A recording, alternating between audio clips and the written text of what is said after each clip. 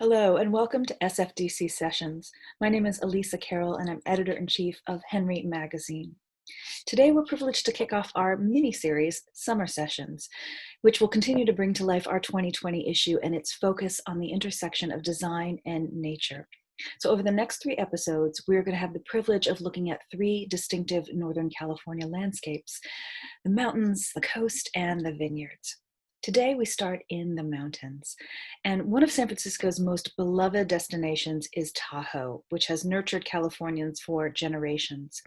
And today, as you know, architects and designers are really critical stewards of those environments. And today we have the opportunity to speak with 2 Bay Area talents who have worked extensively in that area. We are going to speak with Greg Faulkner, the founder of Faulkner Architects, whose firm is based in both San Francisco and Truckee, and who creates stunning modern mountain homes that have true sensitivity to ecology and to site. And we're also going to talk with Palmer Weiss, the esteemed Bay Area designer whose most recent home in Tahoe at Martis Camp was featured in Elle Décor. Again, our many thanks for joining us, to the San Francisco Design Center and to Rhonda Harada for giving us this platform for education and for exploration of the world of design. And Greg, we feel so privileged to have you today.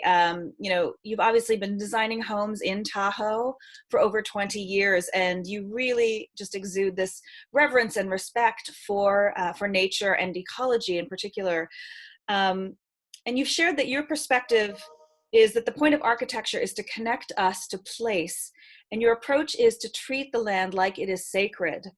And I wonder, how do you bring that mindset to designing a home for someone in a natural setting like Tahoe? Well, in a natural setting like Tahoe, it's very easy because it's so powerful, and you really feel, it has the same kind of energy as walking through the redwoods. You feel reverent and aware of something bigger than you, and the amount of time it took for this place to be created. And so you naturally want to respect it and protect it and save as much as possible. It's why we come to these places.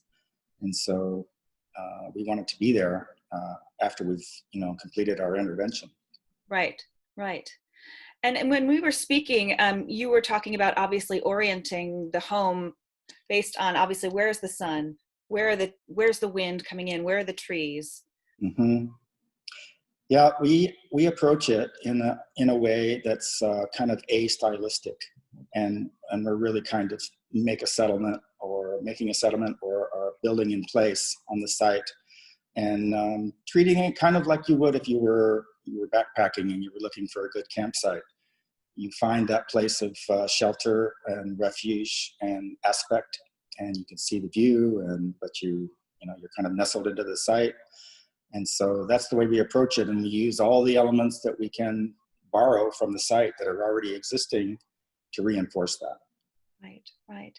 And I love what you said about creating a landscape, which your firm does as well, in addition to architecture. I love that you described it as being less about aesthetics and more about landscape intensification. Right. Yeah.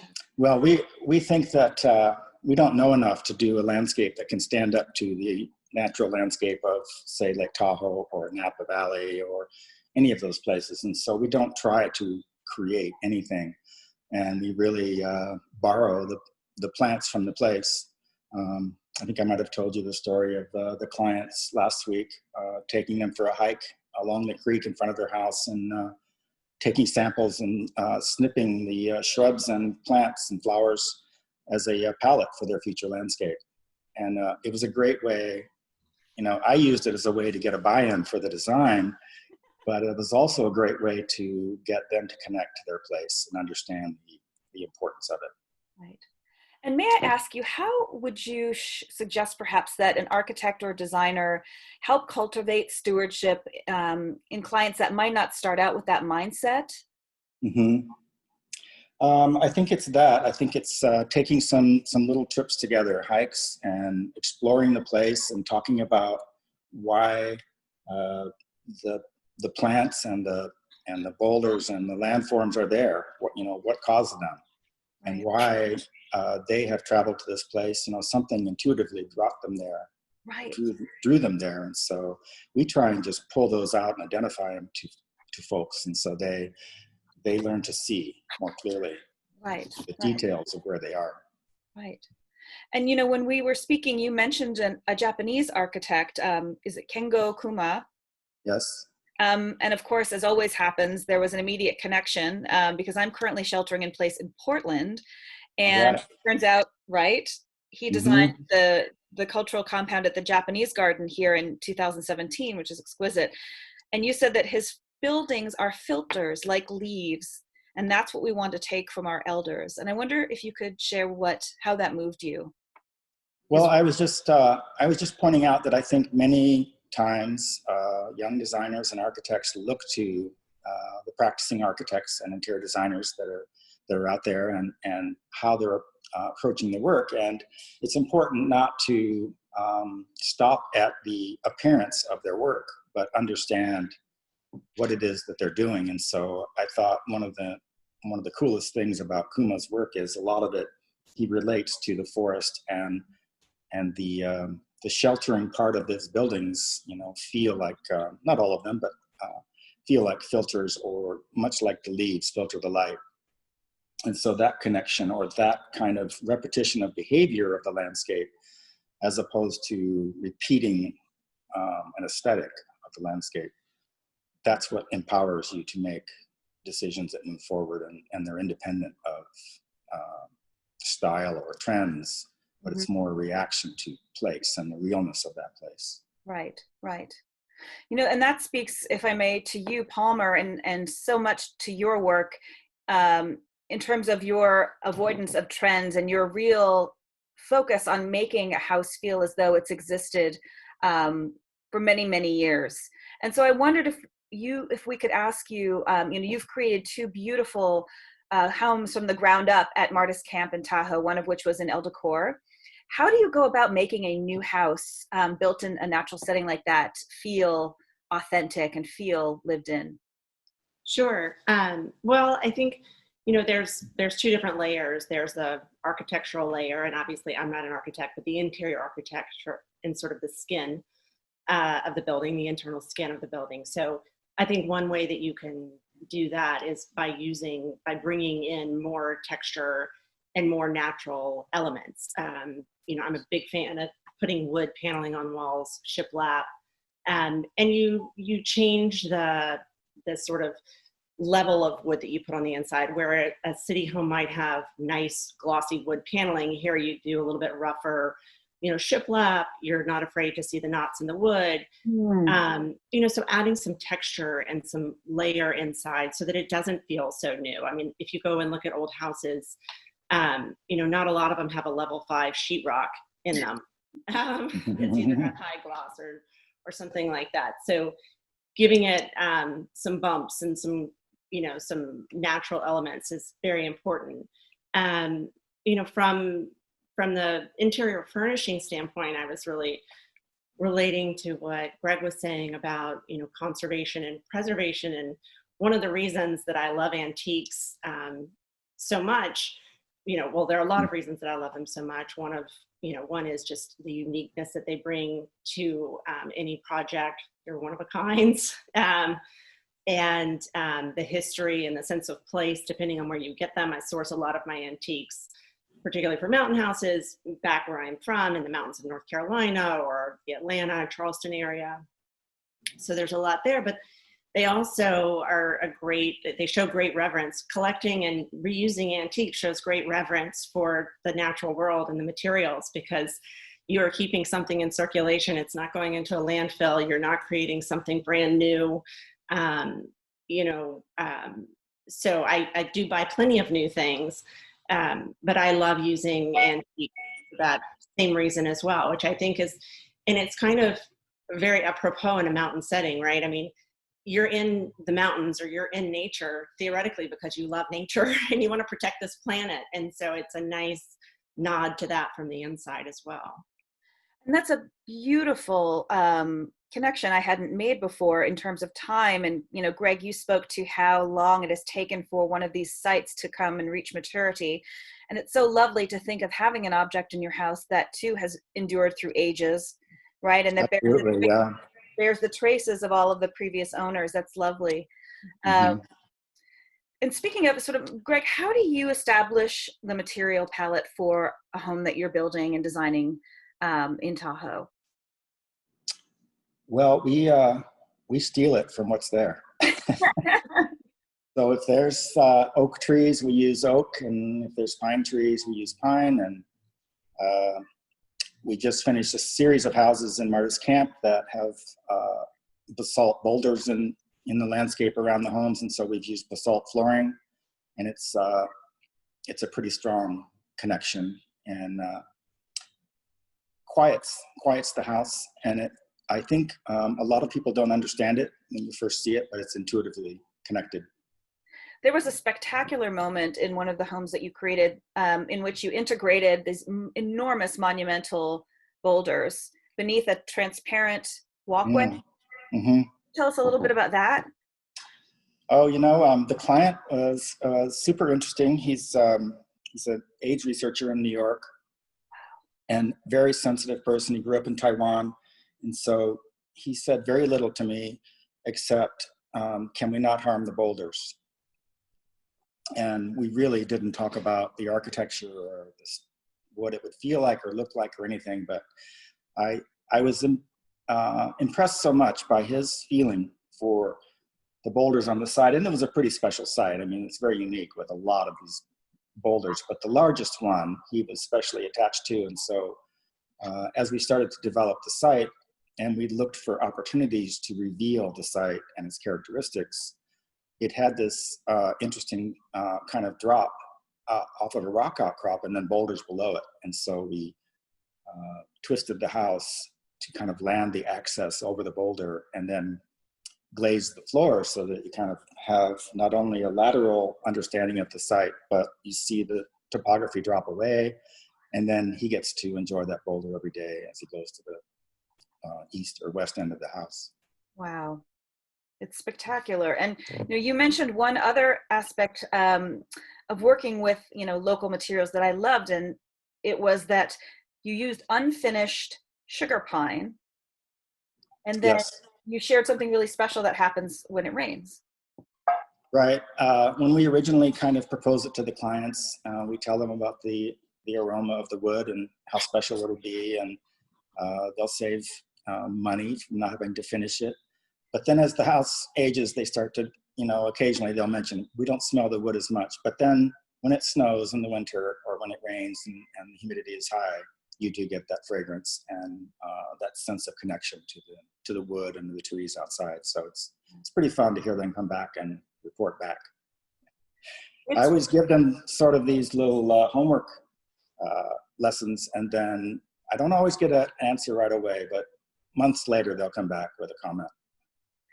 It's so special. Imagine, Palmer, you would agree to have the sense of smell incorporated, because whenever we talk about trying to create sensual homes, that's kind of the sense that's hardest to connect. And the idea of coming into a house and having the fragrance of the natural wood seems, just really connective and beautiful. Yeah. I'd like to visit one of those houses. And you had shared, Palmer, that for you, having had the experience of the Blue Ridge Mountains growing up, and for you, that it's a place where you always feel, mountain living wise, surrounded by nature. It's about siting a place properly. How do you bring that to what you're designing? Obviously you're not working in architecture, but in terms of interiors, I guess, how do you create that cocoonish kind of feeling? Sure. Well, I think, there's different approaches to doing a mountain house, and I clearly tend towards the more traditional on a mountain house. There's obviously, a modern take where you can do it, where you can have an enormous amount of glass, and then you truly are just, one with the outside nature. But for me, I have a little bit of a different approach where, I like to feel a little bit more like I'm in a cabin, and that sort of cozy feeling. So for me, it's about the spaces not being too big and vast, and for there to be, interest to rooms, whether it's, eaves to the, slanted eaves, or funky little nooks, or, wood paneling that's shiplap one place and goes wainscot the other and turns horizontal another. It's the quirk and the character that sort of makes it feel warm and like you're in a cabin that could have been there a long time and could have evolved over time. Well, and if I may, I love that you bring up the idea of quirk and kind of eccentricity, because, you know, traditionally that's what we've come to expect in the places that we have, you know, maybe visited in childhood or that we see portrayed.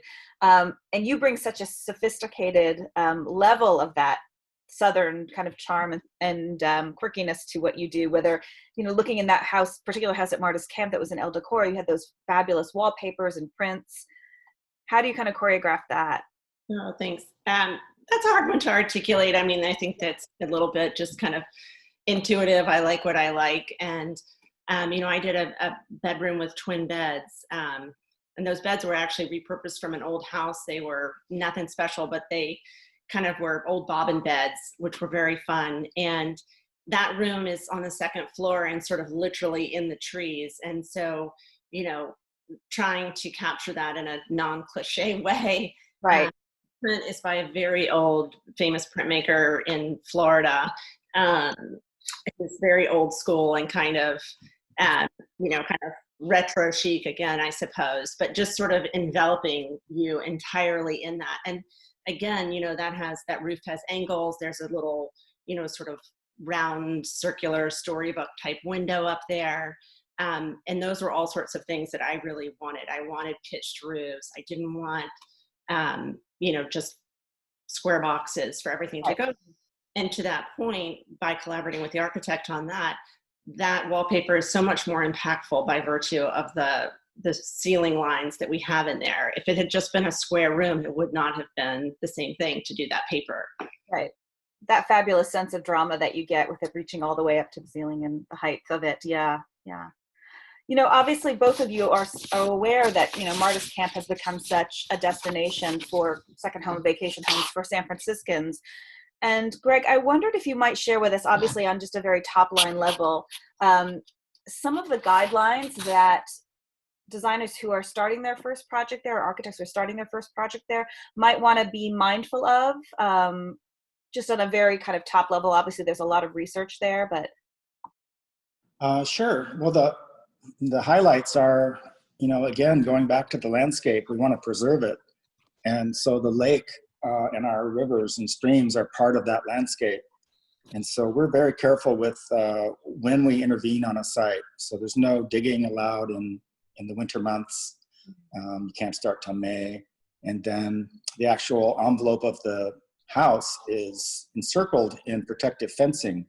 So the edges of the site are protected, and it allows you to share your edge or your setback zone with your neighboring setback zone. And together they start to create a continuity of the landscape between the houses. And there's no fences allowed and so forth. So you start to really sense the, you know, importance of the landscape and saving those trees and digging as little as possible and trying to fit in. Right. And you were yeah.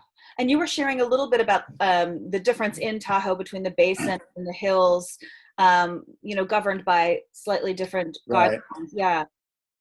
Well, the Tahoe Basin was starting to become degraded back in the 80s. And the Carter administration put into place the Tahoe Regional Planning Agency, which is a federally organized agency that really, you know, is strict with how you, anything that flows into Lake Tahoe, how you work on those sites. And so in addition to the protections that I mentioned, you also have to have sediment barriers around your site. And there's no damage to the, you know, landscape or the site where the house is not located. Right, right. For anyone that's interested in researching more, that site is trpa.org. And it's a really wonderful history of how that came about and the history of the area, and a great place to start, perhaps. Well, and one more interesting note is that it started in the Tahoe Basin, and then those rules, the rest of the communities outside of the basin started to pick them up. And so Martis Camp, for instance, is actually in the Martis Valley and not in the watershed of Lake Tahoe, but they have the same rules. Well, that's wonderful then. It's sort of extended through the surrounding area. That's wonderful. Yeah. Super cool. And it's spreading through all of the new neighborhoods that are approved in subdivisions. Excellent. So we're doing better. Yes, yes, that's extraordinary. One other thing I was hoping to ask you is you both talk about craftsmanship as being a huge part, right, of making a home feel really soulful and connected. And you both have some wonderful experiences around that. And Greg, I wondered if you wouldn't mind sharing a couple of the ways that you've worked with craftsmen to bring, or craftspeople to bring that quality to the homes you design. Sure, that's one of the most fun parts, because you're working with someone who knows things you don't know, and they have particular skill sets, either in steel and welding or carpentry or whatever the finish might be on the house. But we think of it as a 50-50 proposition, and we kind of try and design craft into the building to make their work easier. So the craftsmanship, if you design space between materials and those joints and junctures, that's the critical part of making something feel crafted, is the way the materials come together. And so if you set that up so that the technician or the carpenter or the builder can be successful, then they can bring their skills, and it really is a beautiful thing. I cannot wait, hopefully, to someday have the opportunity to visit one of your projects, because they just look so absolutely beautifully crafted. I imagine they feel really wonderful. Oh, you're welcome. Anytime. See? Got it. And Palmer, you were talking too about obviously craft, which is so meaningful to you, I would imagine, as part of your history of being the daughter of an interior designer and someone who and whose father was a developer, so you had a chance to sort of walk homes and construction sites as a child. Is there anything you can share with us on that front? Sure. I mean, you are only, as a designer, you're only as good as your tradespeople. I mean, the funny thing is I've said before, I really don't do anything. I mean, I just know who to call to do stuff. I mean, it's really true. I mean, I project manage and I have ideas and everything else, but at the end of the day, my hands I don't make one thing. So my business is only successful by virtue of knowing the best people to enlist and collaborating with them and getting their ideas. And I was just at my upholsterers yesterday. We do a lot of custom upholstery work, and I've been doing this for 18 years, but it's still, I'll send a fabric there and they'll say, "You sure you really want to do it this way? Did you think about this? Did you think about that?" And inevitably the product is better as a result of putting those heads together. So, I mean, we rely so heavily on our vendors, and it's one of my favorite parts exactly of the job as well, is collaborating with these amazing people who, in some ways it's sad in this day and age. It's sort of, I don't want to say it's a dying thing, but it's just not something that people are as focused on. I studied in Italy way back when as part of my art history degree. And, I remember going to the stone schools in Carrara, where people were literally, third, fourth, 10th generation learning how to carve a stone. And I love that. I love the very detailed expertise that comes with dedicating yourself to something for years and years. So we, my upholsterers, my, window treatment people, the custom furniture that we make. And on this project in particular, we collaborated a great deal. I'll give a shout out to the contractors, which was Crestwood Construction. And, that was an ongoing relationship. And even to the day where we did the photo shoot for Elle Décor, I don't know if you remember, but that was when we got like 17 feet of snow in 2 days, and roofs were caving in and all sorts of stuff. And here these people come flying from New York, and they still came to the rescue. I mean, they had to basically completely rework the site just to get us in there. So, that collaboration and partnership with other people is super, super satisfying. And you can feel it in a home. You can see when there was good energy between all the players. Mm-hmm. Absolutely. That's interesting. We're working with Crestwood too on a couple of projects. So yeah, they're good outfit. Tell Tad I say hi. Okay. Well, speaking of, I'd love to take a moment and chat with each of you about some of the projects that you have going on now, which are really fascinating. Greg, in particular, you have a project that you're working on that has to do with really being mindful about space, cost, and scale, and that is working on a prefab project, right? Yeah, we're super psyched about it. We designed it a few weeks ago for a client who their house burned in one of the Napa fires, and they want to enjoy the property, obviously, and manage it while they, are building a new house. And we're working on that, but they wanted something in 6 months, they said. And so we laid out a shippable, flyable, 12-foot wide by, I think it's 36 feet long, corrugated core 10, very rough and tough on the outside, and then plywood on the inside. And it's going to be pre-assembled by Spearhead in British Columbia, and Dow Built is the general contractor, and so they literally will finish it to the detail, and then it'll have permanent pick points that we're going to make hardened and keep on the structure, because both structures, the one that we're doing, we're going to kind of copy them and do 2 at a time, and hopefully that, and if I can find some more friends, we'll do another one. But hopefully that contributes to sharing of some of the costs with our client and also with the costs of building. And then both projects are meant to be relocated at some point. So those pick points will be left exposed and visible, and right. They'll both be net zero, of course. Right. Of course. Yeah. Right. So yeah, that's one of our most exciting projects right now. And Palmer, you were talking about a really wonderful project that you were doing in Petaluma. Yes, segueing to Petaluma, one of the things that's exciting for me is the only wine country house that I've done is my own. And so now working in Petaluma, it's fun to sort of draw on my learnings from doing my own house, and every site is so different. And I've been fortunate, I've had a lot of actually out-of-town projects of late. I've been working in Dallas, Santa Barbara, and Montana. So it's really nice to have a project in my backyard. And I always love second homes because they just have, I love this client's first home as well, but second homes just inherently have a different ethos. They have a looser sort of, more relaxed approach. The interiors, a lot of times people are willing to try a different personality on for size in a second home that they're not as keen on in their first home. You don't have so many of the, practical considerations like where the kid's doing homework, although you might now in the next world. But, so that's been really fun, and getting to do a lot of the things that I love, like sourcing original art. And we're having a lot of fun with some of the materials, like tiles. We're using a lot of cement tiles and things that sort of just feel more fitting there than they might in a slick San Francisco house. So I'm enjoying that one. And knock on wood, it'll be installed by Thanksgiving. Good luck with that. Thank you.